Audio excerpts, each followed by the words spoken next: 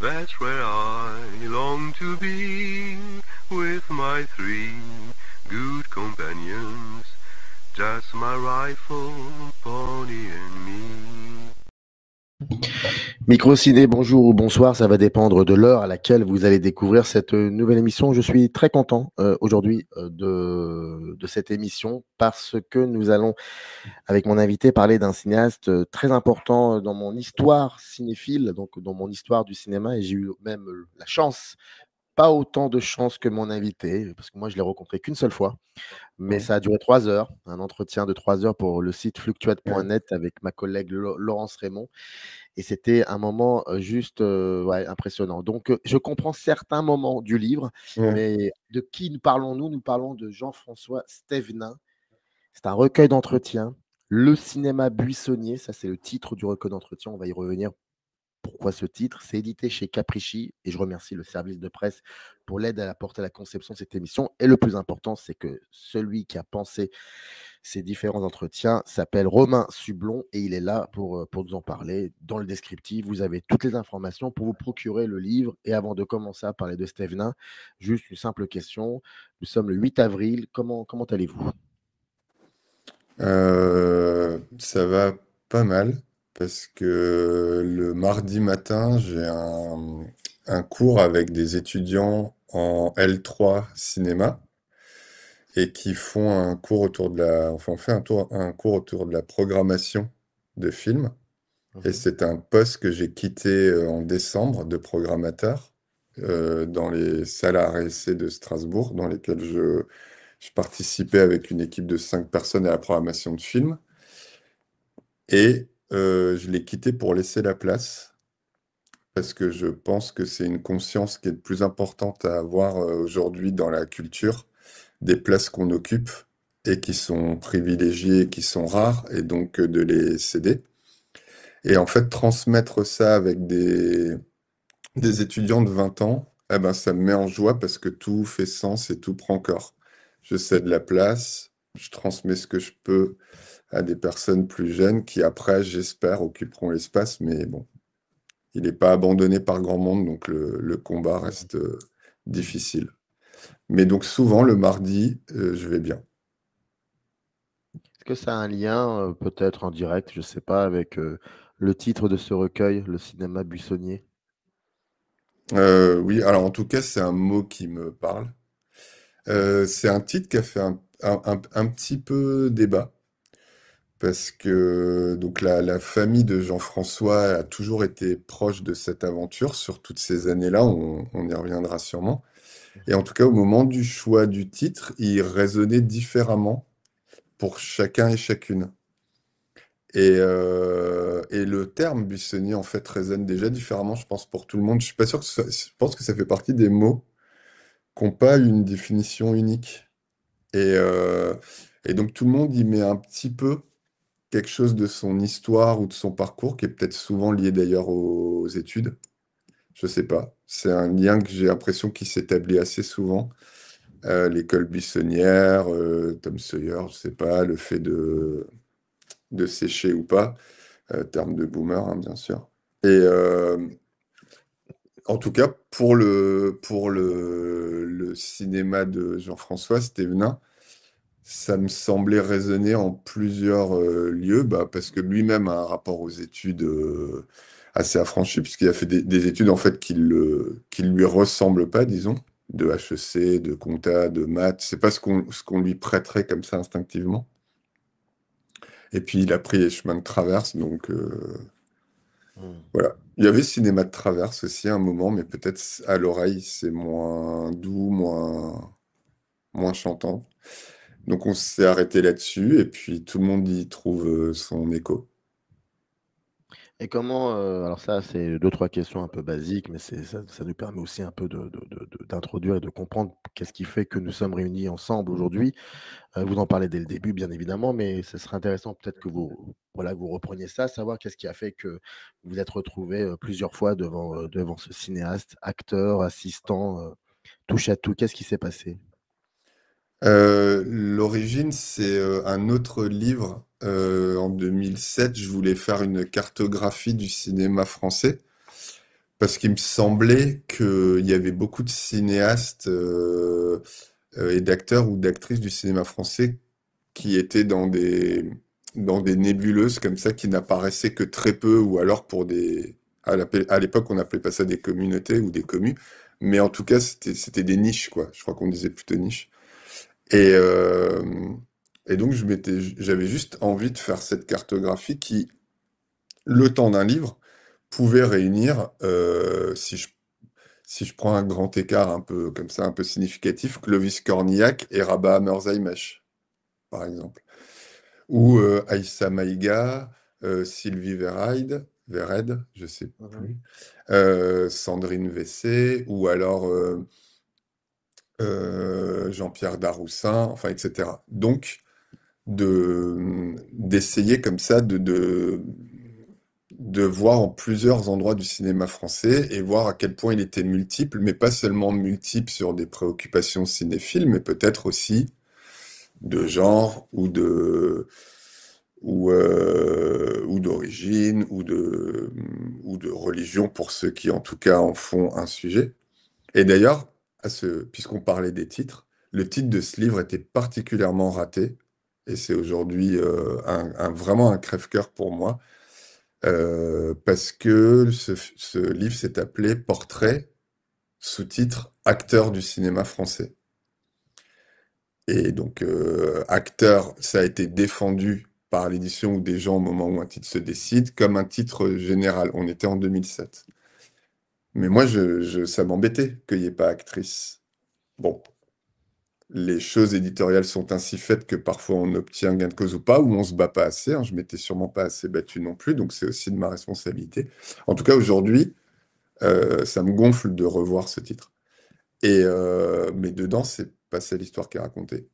Et une des toutes dernières rencontres que j'ai pu faire, c'est avec Jean-François Stévenin, qui faisait partie de cinéastes qui me tenaient à cœur et dont j'avais eu l'écho à travers le film Mona et moi de Patrick Grandperret, qui lui-même m'avait été soufflé par un autre cinéaste qui est présent dans le livre, qui s'appelle Benoît Cohen, qui a fait Nos enfants chéris, c'est ce qu'il a fait de plus connu, qui était fan de ce film que je connaissais pas, il me l'a mis dans les mains.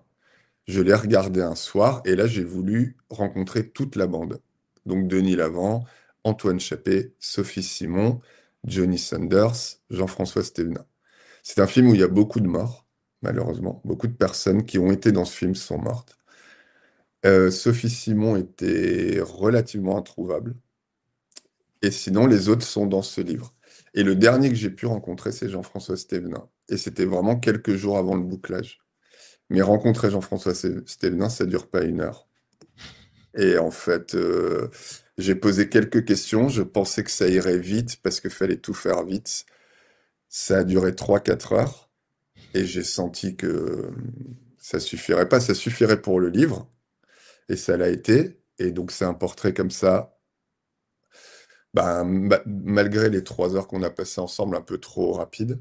Et donc, très vite après, je lui ai dit qu'il fallait qu'on se revoie et qu'on envisage les choses en grand parce que je voyais pas comment faire face à lui, à son arborescence de pensée, à à son architecture d'anecdotes.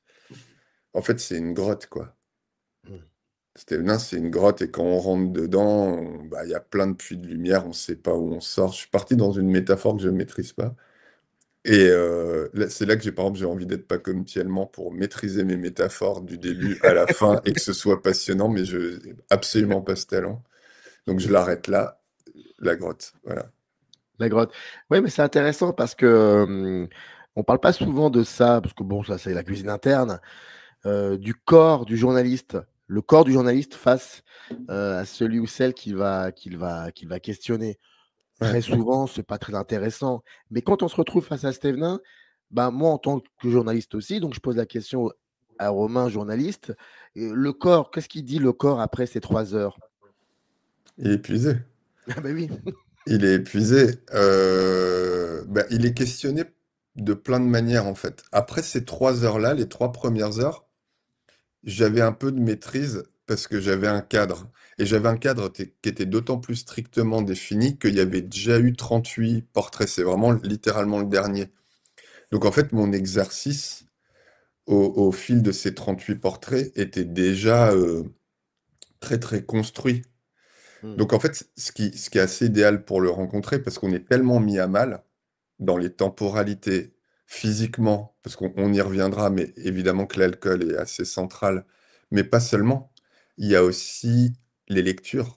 C'est-à-dire que rencontrer Stévenin, bah, c'est avoir des tirades, en fait, des tirades de souvenirs de dialogue, souvent des autres, parce que finalement, il parle, il s'autocite très peu, mais il peut ressortir des dialogues de films vus, imprégnés et tout ça, mais il peut lire des livres. Alors, c'est et très, très souvent Céline, voire exclusivement Céline, mais il peut imiter. Donc, en fait, même physiquement, on est pris de toutes parts. C'est souvent tard, ça peut durer longtemps, donc ça questionne aussi sa résistance. Et puis aussi, j'en parle en dernier, mais c'est assez important. En fait, deuxième tentative de métaphore. Il y a des sports qui sollicitent le haut du corps ou non. Si vous jouez jamais au tennis, que vous jouez 1 heure au tennis, vous aurez très mal.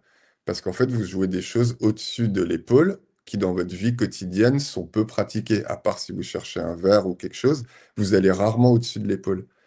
Bah, Stévenin, il vous sollicite un esprit et une lecture des films ou de la vie bah, qu'on n'a pas au quotidien. On va appeler ça vulgairement la poésie, ce qui voulait déjà pas dire grand-chose avant, et aujourd'hui, en plus de pas vouloir dire grand-chose, c'est méconnu. Mais en tout cas, on n'est pas sollicité pareil. Donc en fait, les muscles de pensée, les arcanes qui s'ouvrent sont pas du tout les mêmes. Et en fait, moi, souvent, j'étais un peu littéralement dérouté. Et donc, le corps du journaliste est d'une certaine façon pas mis à rude épreuve parce que c'est très agréable en vrai, et c'est très drôle aussi. Mais il est mis à l'épreuve. On est Et il vraiment dans... l'oblige Hmm. à penser ces questions aussi autrement. On est vraiment dans l'idée même de ce qu'on appelle une conversation, même si certaines et certains font la fine bouche devant ce mot qui est Mm. peut-être banalisé, je l'avoue. Mais là, Stévenin, c'est vraiment l'idée de conversation. Je ne vais pas, comment dire, croire que vous ne connaissiez pas le cinéma de Stévenin, mais est-ce que c'était un cinéma qui était important pour vous avant de le rencontrer? Non. Mmh. Non, parce qu'avant de le rencontrer, il n'était pas dans ma liste, par exemple. Et je n'avais vu à ce moment-là que l'affiche de Double Messieurs. C'est la seule chose à laquelle j'ai été confronté de Stévenin avant qu'on me suggère Mona et moi. Je l'avais vu dans des films. Il y a des films que j'ai aimés où je l'ai vu. Je me souviens par exemple des Patriotes. Je me souviens de Total Western, 2 films d'Éric Rochant. Je me souviens que j'avais vu Peau de vache. Il y en a d'autres, mais je n'avais pas pensé à lui. Et je pense que je n'avais pas pensé à lui, non pas parce que je l'avais pas aimé en tant qu'acteur ou tout ça, mais que le choc, ce sont ses films. Et la colonne vertébrale de ce qu'il est, ce sont ses films à lui. Ces 3 films en 30-40 ans. Enfin, Et donc, non, je n'avais pas l'idée. Et c'est vraiment le chemin qui m'a conduit à Mona et moi. Et quand j'ai vu Mona et moi et que j'ai vu tout le monde de Mona et moi, j'ai voulu rencontrer tout le monde. Et c'est quand vraiment j'ai rencontré Stévenin physiquement que là, je me suis dit, bon, il se passe quelque chose. Et quand je l'ai rencontré, pour le livre, bah, j'ai vu, il n'avait pas encore fait, il avait fait, pardon, ces 3 films, il en préparait un autre, qui était Le Meunier Hurlant, une Mmh. adaptation du Meunier Hurlant, et voilà. Et c'est comme ça que l'histoire commence. Alors il y a le sommaire. Le sommaire, il est très simple. C'est Oui. des Mm. dates et des lieux. 27 novembre 2008, au restaurant Chez Pierrot à Meudon. Ensuite, le 10 décembre 2008, chez Jean-François Stévenin à Meudon, le 7 janvier 2009, le restaurant Le Balzac à Paris. Ensuite, le 1er mars 2009, c'est chez lui, mais dans sa cabane. Le 13 avril 2009, chez lui dans sa cabane. Le 15 juin, chez lui dans sa cabane. Et le 16 juin, c'est chez lui dans sa cuisine. Bon, Ouais. c'est important d'énumérer les endroits parce que je voudrais savoir. Il y a 3-4 questions pour le coup. La Mm. première, c'est est-ce que le lieu va, avec le recul maintenant, hein, est-ce que le lieu a construit le rythme de l'entretien? Mm. Ah, clairement. Ouais. Clairement. Quand il y avait le livre de portrait dont j'ai parlé, il y avait donc un cadre strict. Ce cadre, c'était, moi, j'imposais 2 heures minimum de rencontre. La personne choisissait le lieu de la rencontre, choisissait comment elle s'habillait, se maquillait ou pas. On prenait la photo dans ce lieu. Il n'y avait pas de retouche, pas de contrôle des photos, pas de contrôle du texte. Et le texte, il y avait l'engagement qu'il n'y aurait pas de montage et pas de coupe à l'intérieur des citations. Voilà le cadre. D'accord. C'est-à-dire que éventuellement, j'avais une question, je prenais ou la réponse dans son entièreté ou rien. Donc ça, c'était le deal. Quand j'ai rencontré Jean-François pour le livre de portrait, c'était chez lui, on était un petit peu dans le jardin, un petit peu dans la cuisine, ça tâtonnait un peu, parce qu'on se connaissait pas et tout. Quand on s'est vu la première fois, il a pris un lieu extérieur. J'avais prolongé le truc, j'avais dit, voilà, où est-ce qu'on se voit? Comme vous voulez, il avait pris le resto, ce qui n'est pas anodin.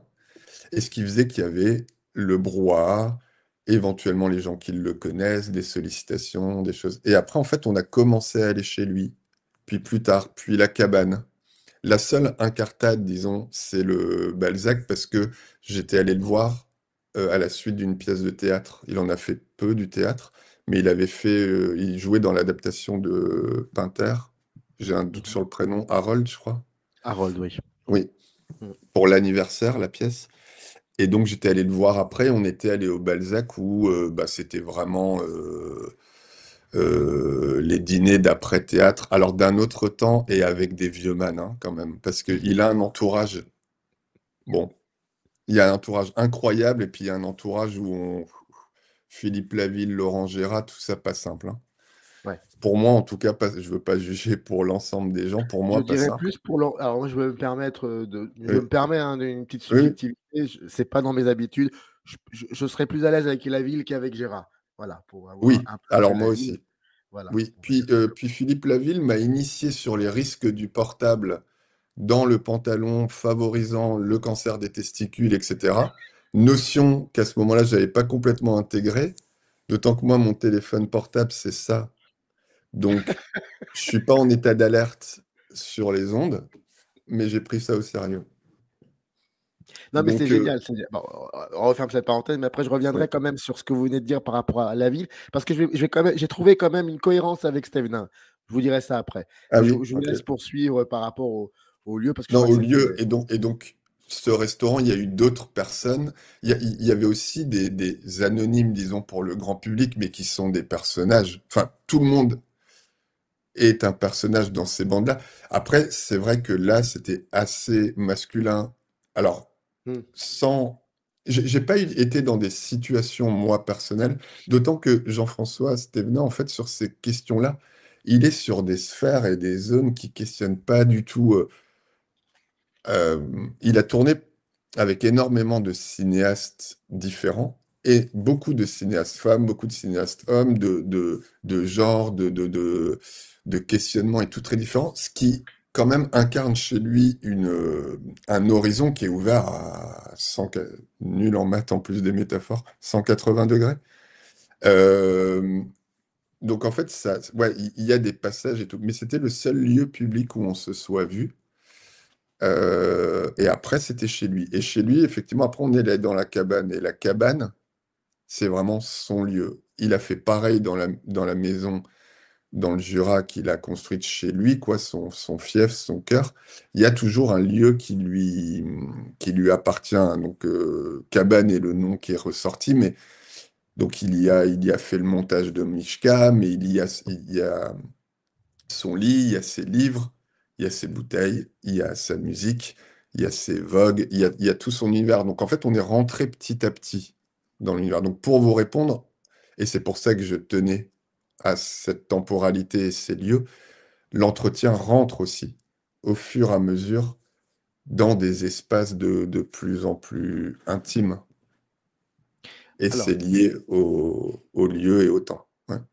je vais vous poser une question qui est un peu particulière. Elle est un peu, enfin, c'est un peu, ça pourrait être mal interprété, mais Ah, quand j'avais interviewé la seule fois Jean-François Stévenin, ça avait duré plus de 3 heures.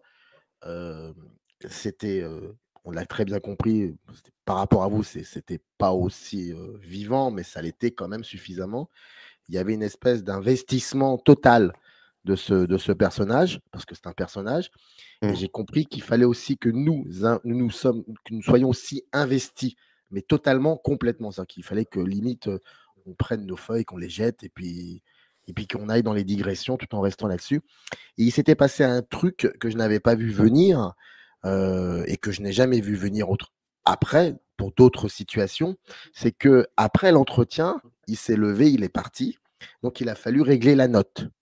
Et je me suis dit: «Est-ce que ça fait partie du jeu, de cet investissement?» Et donc j'ai réglé la note. Mais ma question elle est tellement particulière que si, elle vous gêne, on la coupera au montage. Donc ça, tout ce que je viens de dire. Mais je voulais savoir, est-ce que vous, ça vous est arrivé de vous investir totalement, pleinement de cette manière-là aussi avec Steve Now? Financièrement? Exactement.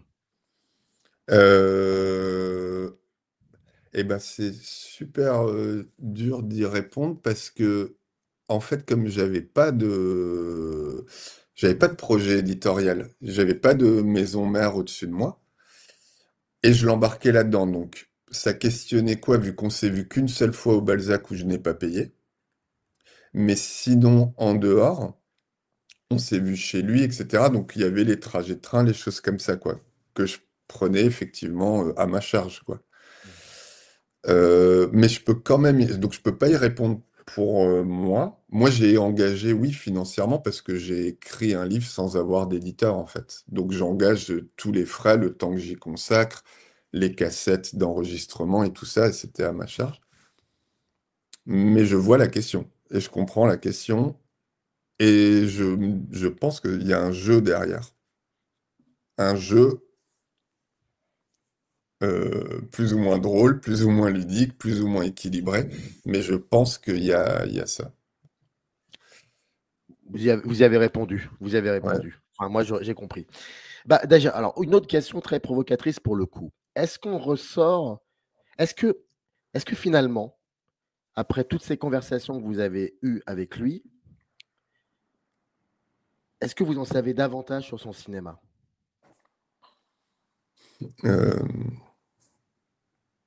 non.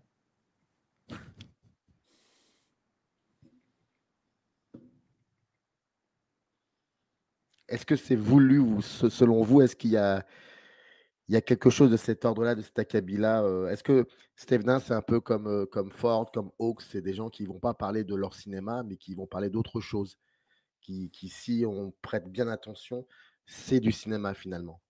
Mais de savoir, l'intériorité d'un cadre, enfin je ne sais quoi, Ouais, pour ouais. aller très loin dans les extrêmes, on va prendre un extrême comme vous l'avez très bien fait au début de cette conversation, c'est pas Abdelatif Kechiche, que j'ai eu la Mm. chance d'interviewer aussi une fois, où lui, il va prendre 1 heure pour dire une phrase, mais il va rester quand même toujours dans le film. Il n'y a que le film, il va pas faire des digressions comme il le fait, comme Stemnin fait. Est-ce que Juste ça, au départ, précisons, ça peut être c'était dérangeant? pas Abdelatif Kechiche que j'ai cité, hein, moi. Oui, oui, je sais. Moi, j'avais Ah pris. oui, Non, non, c'est pardon. Rabat Merzaimesh Ouais. et je ne sais plus qui. Mais en tout cas, non, non, oui, bien Ah sûr, oui, bien sûr. Non, non, c'était moi, pour être sûr qu'on parlait de la même non, chose. non, non, bien Ok. sûr, bien sûr. Non, non, moi, j'avais pris comme exemple. Même Zaimesh, ça peut être aussi complexe que quand on Ah oui, l'interview, mais c'est ouais. c'est- c'est- c'est sportif avec, Ouais, avec, ouais, avec Rabat.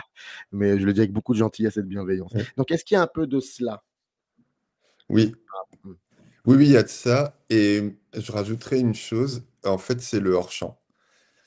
Et lui, quand il parle de ses films et quand il parle de son cinéma, le hors-champ est omniprésent. Par exemple, il est complètement fasciné par ce que les films racontent, qui a été vu par les spectateurs et les spectatrices, mais qui n'est pas dans le film.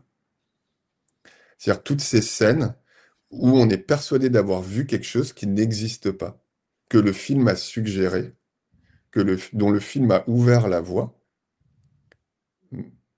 mais ça n'y est pas.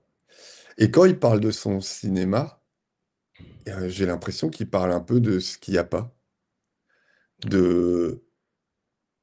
Comme ça, peut-être c'est pas vrai dans les faits si je faisais un camembert statistique sur ce dont il m'a parlé, mais je pense qu'il m'a plus parlé des films qu'il n'a pas fait que de ceux qu'il a fait. Il a mentionné ceux qu'il a fait, mais pas tellement pour les décrypter ou pour les énoncer ou quoi que ce soit. C'est-à-dire que Passe-Montagne, par exemple, qui est le plus spectaculairement, je sais pas le mot, mais comme ça, jusqu'à sa fin, il ne met pas de mot dessus. Mais je pense même pas qu'il le fasse par choix, comme de façon stratégique, quoi, de se dire non, non, je veux pas expliquer qu'est-ce que faisait le personnage, pourquoi il monte là-haut, c'est quoi dans Double Messieurs, c'est quoi l'obsession du Coon, c'est quoi ci, c'est quoi.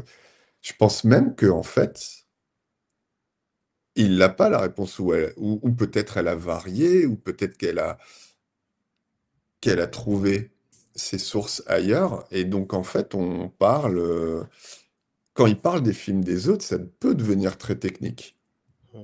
Ça peut devenir très pointu, il peut raconter des micro-détails. Dans le livre, par exemple, il y a un long passage sur une scène dans Maîtresse de Barbet Schroeder, de préparation d'un repas et tout ça. Et là, il raconte tous les détails, comment ça se met en place, qu'est-ce qui va permettre à l'acteur de tac, tac, tac, tac, tac, tac, tac.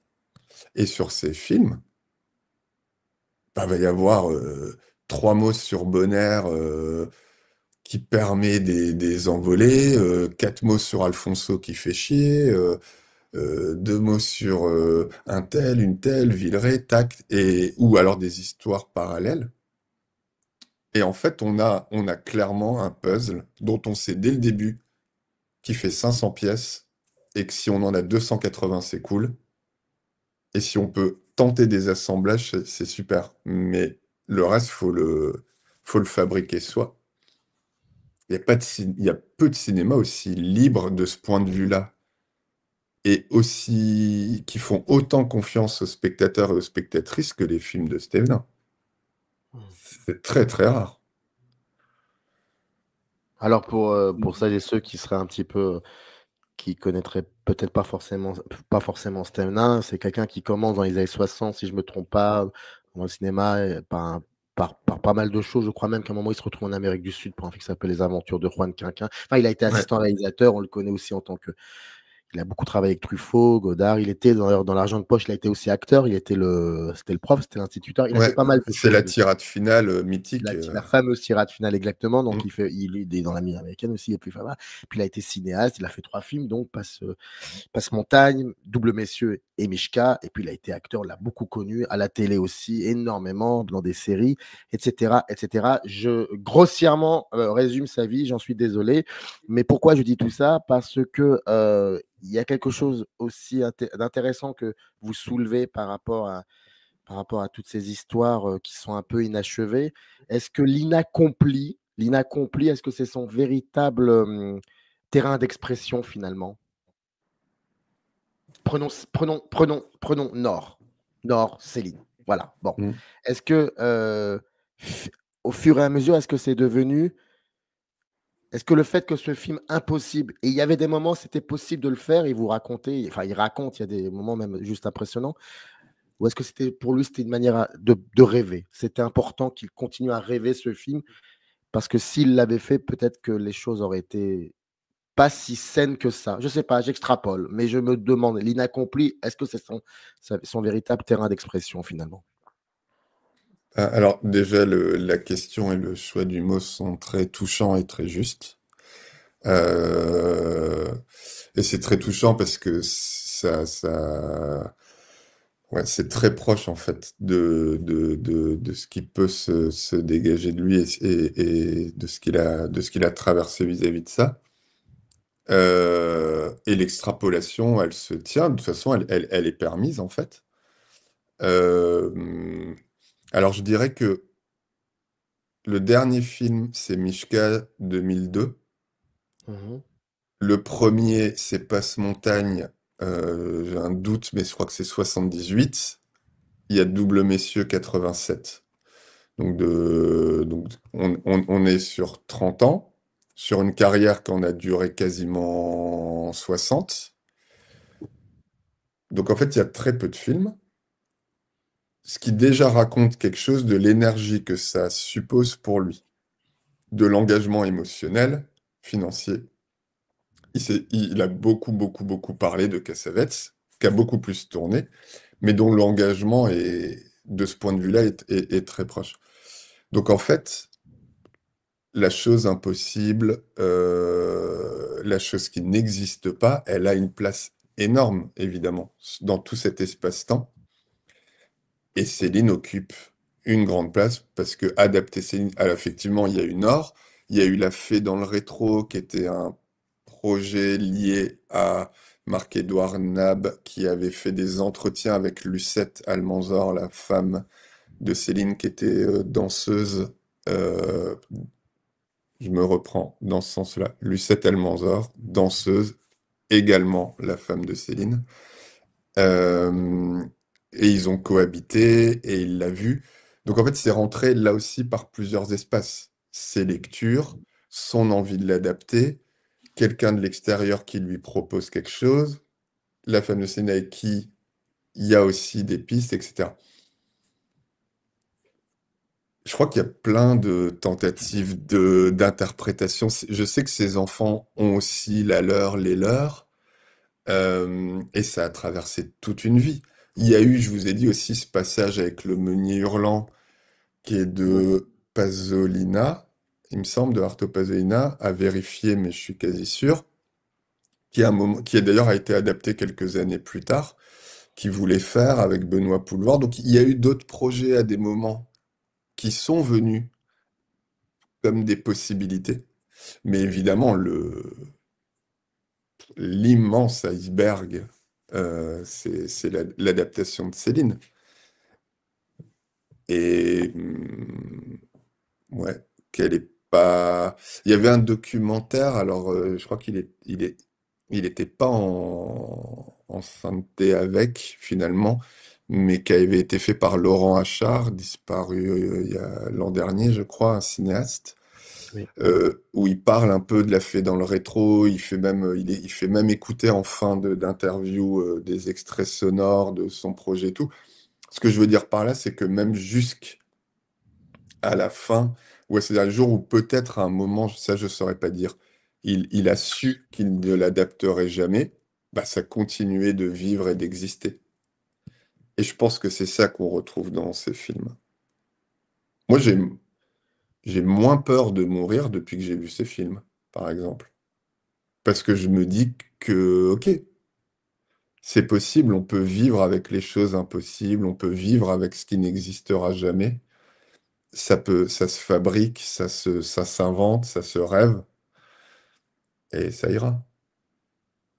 Mais d'ailleurs, si j'ai bien lu, à un moment, il vous dit qu'il sait que ce livre, il ne le lira jamais, ce recueil d'entretien, Oui, il ne le lira jamais.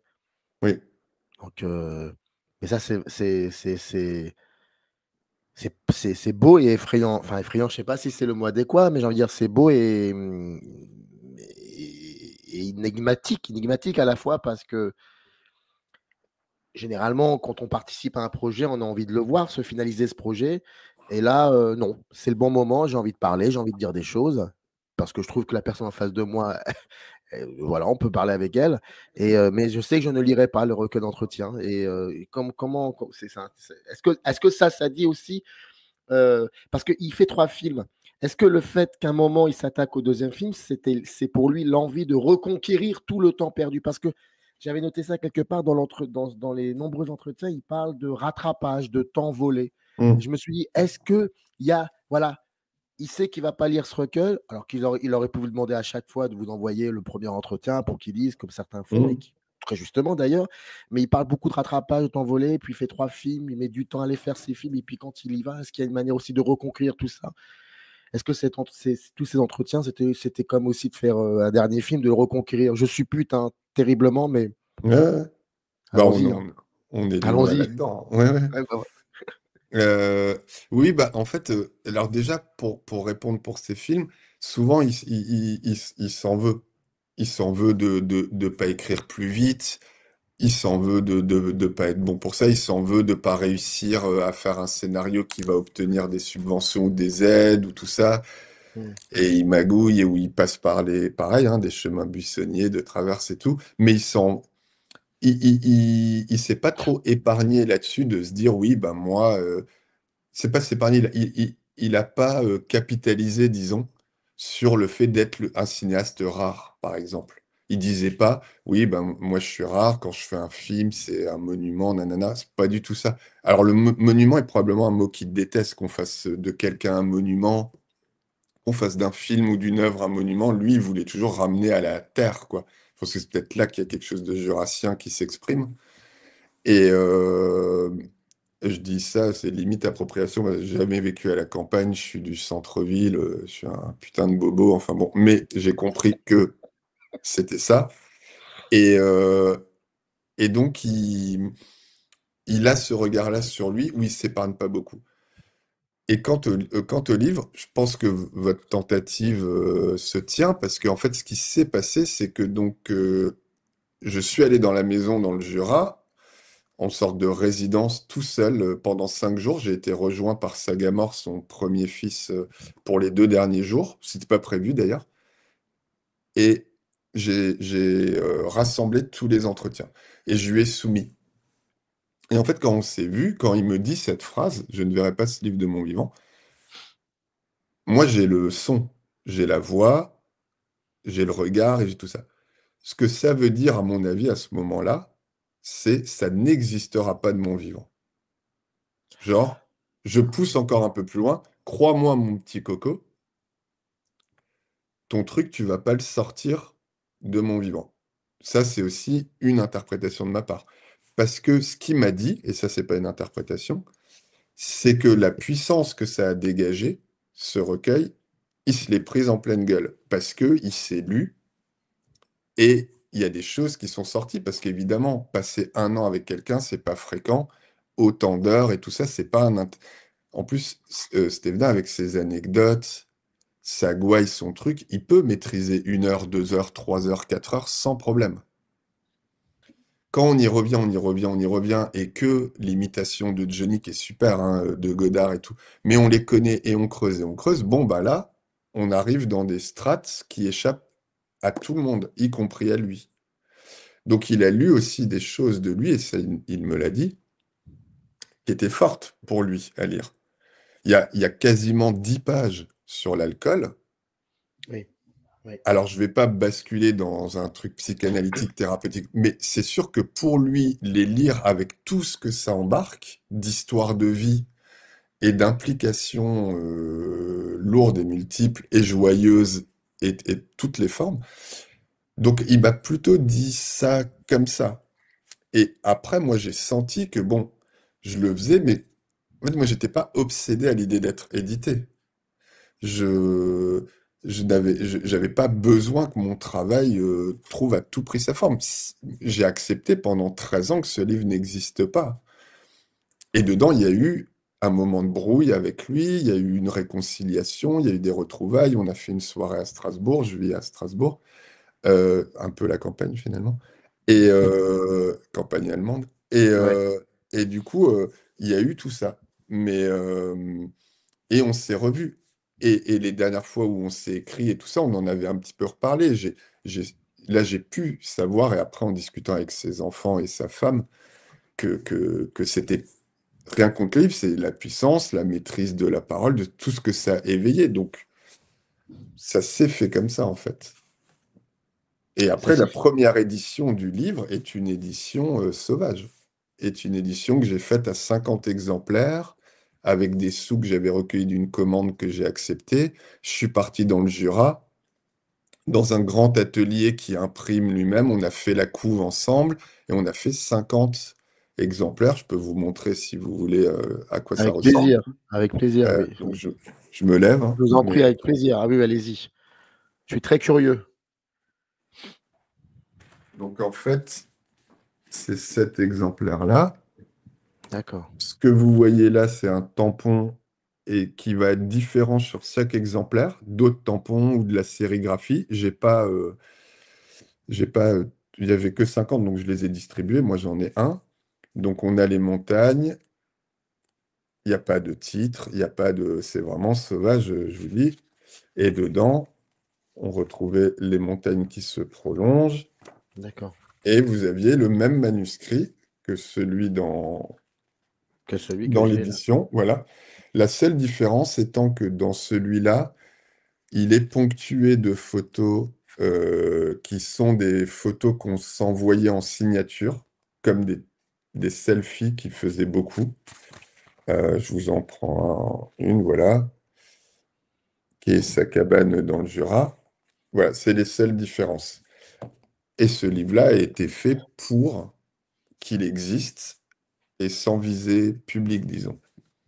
Et c'est en discutant avec Pierre, Salomé, Robinson, Sagamore, ses enfants, Claire, différemment, ensemble, enfin bref. Et à un moment, Pierre, qui signe la préface dans le livre de Capricci, son plus jeune fils, était très enthousiaste à l'idée que ce livre existe. Et j'ai dit, bah ok, alors si tout le monde est ok, allons-y. Et on a sollicité Capricci qui a répondu très vite. Voilà. Et donc le livre existe publiquement. Mais voilà tout le parcours fait par cette histoire, quoi, de 15 ans. Donc en fait, elle épouse une temporalité à la Stévenin, finalement, Finalement. Et entre donc l'idée Pierre, de départ et l'issue. et Pierre écrit à la fin de la préface, maintenant sois tranquille, mon gros, ce livre existe, il existe Mm. enfin, ce livre. Vous en avez un peu parlé, mais on va peut-être pas forcément s'éterniser là-dessus, mais en même temps, c'est important. Je pense que c'est vraiment un aspect important. Et je vais me permettre de lire une réponse qu'il vous donne. Et j'en suis désolé de la lire parce que j'aurais préféré l'entendre. Sa voix est particulière, mais c'est par rapport à l'alcool. Je ne vais pas tout lire, hein, je vais simplement lire un Ah, ça va extrait. être long. Mm. Ça va être long. Mais J'ai c'est gardé pourquoi les je. enregistrements sonores, pardon. Oui, non, non, non, non, allez-y, je vous en prie. Non, non, mais c'est intéressant parce que je l'ai noté aussi quelque part. Voilà. Parce qu'à un moment, je crois que c'est vous qui dites, enfin, vous avez dit au début, je crois que certaines anecdotes sont racontées comme des scènes de film. Bah, là, il faut voir comment il vous répond à cette question. Quel est le rôle que tient l'alcool dans ton cinéma? Et lui, il répond tout simple. Ça, c'est page 51. 7 janvier 2009, page 51. Il répond énorme. C'est bien de parler de ça. L'alcool a un rôle essentiel, vraiment. Alors, pour faire chronologique, quand j'ai commencé avec Truffaut, on buvait 3 fois rien, 2 ou 3 scotch dans la nuit, c'est tout. Moi, avant mon premier film, je n'étais pas tellement alcoolisé. En préparation ou plus ou moins en rêvasserie de passe-montagne, j'avais rencontré une bande de mecs dans la montagne et je m'étais dit que si je faisais un film, ils devaient être dedans. Ces mecs-là, c'était les pillards et ils ont eu un rôle important dans le film. Quand je les ai rencontrés, c'était les tournées de bar comme en paysannerie classique de partout. C'est-à-dire que celui qui arrive paye une tournée, on est 6, chacun en repaye une et ça en fait 12. Moi, j'ai vu que je n'allais pas tenir le coup, donc j'ai inventé des trucs pour boire de l'eau ou du lait. Je disais que j'avais des maux d'estomac.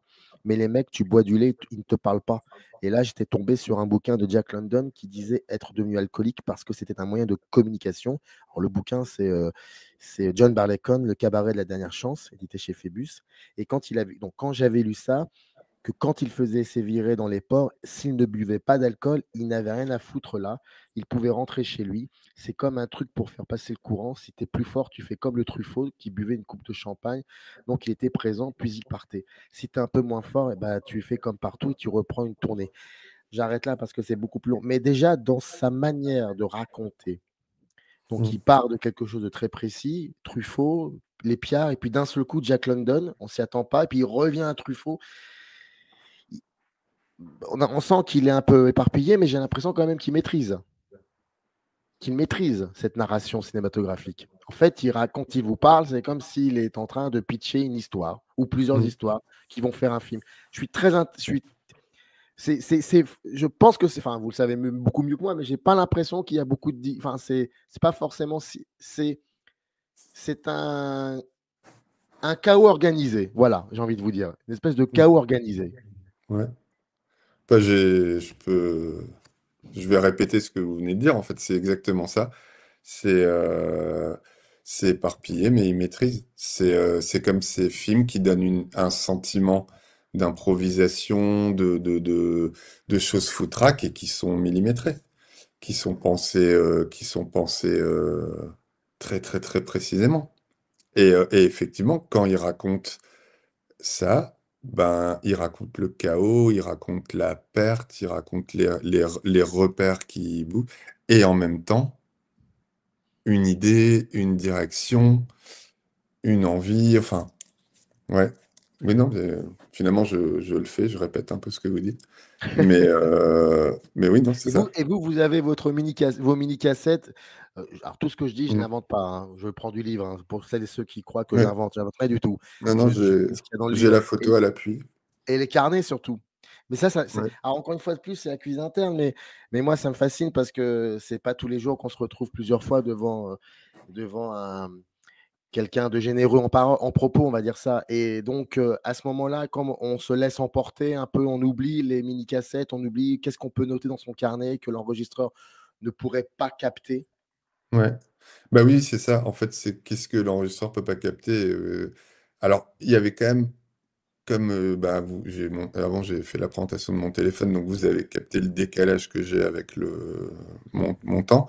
Mais donc j'avais les mini cassettes, donc il y a le stress, il y a un stress technique en fait. C'est-à-dire que la mini cassette peut s'enrayer, la bande peut être prise dans le roulement. Enfin bon, peut y avoir plein de sites, donc il y avait quand même une attention à ça. Donc j'avais le carnet en soutien. Mais le carnet, j'essayais en fait d'écrire le hors-champ. Et écrire le hors-champ, c'était pas le restituer après quelque chose qui n'était pas dit, c'était ce qui allait me permettre de poser la question d'après. Parce que les questions d'après, je les avais. J'avais toujours 15, 20, 25 questions. Tout l'enjeu était de pouvoir écouter. Comment j'allais faire pour écouter? Bah, il fallait pas que je sois plongé dans mon carnet. Il fallait que je puisse voir le regard, être dedans. Donc, soutien de l'enregistreur. Mais il fallait aussi que j'accède au hors-champ, aux nébuleux, aux autres planètes, quoi, pour avoir un dialogue et pour que mes questions, en fait, soient la base de ce qui va permettre ce qui va exister. Parce que sinon, sans les questions, c'est des culbutes. Et parfois, bah, je vais les réussir, et d'autres fois, je vais me casser le cou, et d'autres fois, troisième métaphore. Mais, euh, mais donc, j'avais ça. Et ça me permettait d'être dedans, d'être avec lui, et donc que lui ait le goût du jeu. Ouais. Parce que je pense qu'à tort, on peut imaginer parfois en l'écoutant qu'il se suffit à lui-même. Parce qu'il dégage ça. Il est capable de raconter une anecdote, de la tenir 1 heure. Donc on pourrait penser que c'est le pote du bar ou la pote du bar qui maîtrise un peu, qui a la tchatch, l'oralité, nanana, qui peut tenir le truc, quand bien même on l'écoute pas. Or non, il joue tout le temps. Et il est stimulé et il se nourrit. Donc il sera capable de donner le change et il sera capable de tenir son show, si on veut l'envisager comme ça. Mais si on participe, si c'est nourri, s'il y a de l'échange, alors là, on bascule et on rentre dans le film. Donc le carnet, le dispositif, bah, c'est que les objets, ils dégagent quelque chose. Changer une cassette, la taille de l'objet, c'est pas la même chose qu'un iPhone enregistreur. Ça fait pas de lumière. Ça interfère pas dans une discussion, un enregistreur de mini-cassette. Le carnet, bah, c'est un son très doux d'écrire dedans. C'est une prise aussi qui dit quelque chose à l'autre. C'est-à-dire que si je prends mon carnet et que j'écris, OK, peut-être que là, je suis en train de lui dire que ça m'interpelle, mais peut-être que je vais aller sur autre chose. Donc, ouais, c'est autant d'outils qui permettent d'envisager un plan. Et le plan, c'est la question d'après, quoi. Et de se dire, et d'être un peu solide, connaître son texte, en fait. C'est en connaissant son texte qu'on peut derrière improviser ou proposer quelque chose, quoi. Donc, il fallait avoir ces questions, être à l'écoute, et le carnet me permettait de me situer. Et puis derrière, après, dans la restitution, dans le livre, chaque ouverture de chapitre avec la date, je l'introduis par un très court texte de peut-être 5 lignes, mais dont l'idée est juste de resituer un climat, quoi. Est-ce que encore deux questions, et ensuite, je rappelle que dans le descriptif de la vidéo, vous avez le lien qui renvoie à la page dédiée du livre Le cinéma buissonnier sur le site de Capricci. Est-ce que, comme j'allais dire toute cette séquence, oui, toute cette séquence concernant l'alcool, d'autres expériences douloureuses, comme par exemple le tournage de Lune froide, film de Patrick Bouchité dans lequel il a joué, est-ce que toutes ces expériences douloureuses, dans de nombreux recueils, enfin nombreux entretiens, pardon, est-ce que ça a été difficile pour lui de passer par ça? Alors, c'est deux choses très différentes parce que, alors, Bouchité, ça a été difficile parce que mauvais souvenir du gars, du tournage, donc il l'a fait, il y est allé. Là, je l'ai vraiment laissé. C'est-à-dire qu'il était pour moi évident que je creuserais pas. Donc là, oui, difficile, il a choisi d'y aller comme il y est allé. On n'est jamais revenu dessus. Donc, je vous avouerai très sincèrement que il a de toute façon rien repris de ce que j'ai dit en disant ouais, ça. Mais on n'est pas revenu dessus. Donc, je pense vraiment que c'était un endroit de confiance. Il avait envie d'en parler. Il savait très bien que ça faisait partie de l'enregistrement et tout. Mais je crois pas que. Ouais, je crois que c'est difficile, quoi, en fait. Assez simplement. L'alcool, c'est autre chose. On y est revenu plusieurs fois. Donc, il y a ce long passage dont vous avez lu un extrait, mais il y en a d'autres avant, après, qui vont y revenir. La différence aussi, c'est que l'alcool est présent dans les entretiens. Et donc, ce qu'il raconte, il y a des entretiens où il se passait ce qu'il racontait. Ouais. Il parle à un moment des marques sur les bouteilles pour savoir sa consommation, pour mesurer. Ça se passait. Donc là, c'était difficile, mais en même temps, c'était vécu. Ça permet aussi des choses. Et c'est un rapport qui questionne autant le fantasme que la réalité, que la famille, que le cinéma, que l'héritage, que tout ça. Donc oui, là, il y avait des difficultés, il y avait des envolées, mais c'était palpable, en fait. C'était organique. Voilà. Alors que Yves Alfonso, donc l'acteur de Double Messieurs, et qui est aussi dans Mishka d'ailleurs, ou Patrick Bouchité, pour prendre deux exemples conflictuels, douloureux, durs en souvenir, en lien et tout. Là, oui, je sentais qu'il traversait ça faisait partie de sa vie. Après, son tempérament et sa nature l'a conduit à avoir plusieurs conflits avec les gens qu'il aime et tout ça. Hein. J'en ai eu un bout avec lui, beaucoup moindre et tout, mais je suis aussi passé par la fâcherie Ouais. et tout ça. Donc, ouais, c'était dur. Mais l'alcool est évidemment ouais, central de tellement de façons. Eh ben, il faut aller lire ce recueil d'entretien qui est vraiment, vraiment, vraiment, vraiment, c'est passionnant. Et puis, on parlait bien évidemment, voir les films de Stevenin et puis Ouais. aussi des films dans lesquels il a joué parce que c'est un super comédien. Ça, on Ah oublie oui, de oui. le dire. Vraiment quelqu'un d'assez intéressant. Et puis, tous ces entretiens ont été menés par Romain Sublon. Le livre, il est là. C'est la deuxième édition, si j'ai bien compris. C'est édité chez Capricci. Et là, pour le coup, on n'a vraiment dit pas grand-chose de ce qu'il y avait dans le livre. Hein. Donc, et j'en suis désolé. Et on a quand même parlé. Donc, je pense que c'est quand même intéressant. Mais vraiment, vraiment, c'est un travail incroyable. Et je tenais vraiment à vous dire merci. C'était un plaisir de Merci. lire ça. Merci beaucoup. Merci. Et c'est parti. Générique. Up arrive in the canyon, that's where I long to be with my three good